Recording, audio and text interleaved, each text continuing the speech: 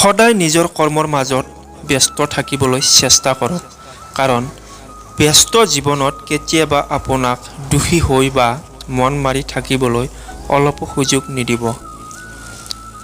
আমি কেতিয়াবা কাৰোবাৰ বাবে প্ৰয়োজনতকৈ বেছি সময় অথবা চিন্তা কৰিয়ে পাৰ কৰোঁ, কিন্তু তাৰ পৰিৱৰ্তে এক মুহূৰ্তৰ বাবেও সেইজন ব্যক্তিয়ে আমাক চিন্তা নকৰে। জীৱনৰ পৰা এটা বস্তুৱে শিকিছোঁ, বিচাৰিলে কাৰোবাৰ আপোন হ'ব পৰা নাযায়, আকৌ অজানিতে কেতিয়াবা কাৰোবাৰ বহুত আপোন হৈ যোৱা যায়। মানুহ যেতিয়া অধিক কষ্ট পায় তেতিয়া একেবাৰে চুপ হৈ যায়, কাৰণ কষ্টৰ কথা কাকো বুজাই কোৱাটো সম্ভৱ নহয়।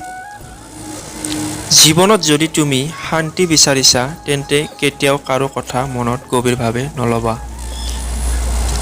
স্বাৰ্থপৰ মানুহে কি বুজিব বিশ্বাস শব্দটোৰ মূল্য কিমান, কাৰণ তেওঁলোকেতো স্বাৰ্থৰ বাবে মানুহৰ লগত আপোন হোৱাৰ অভিনয় কৰে।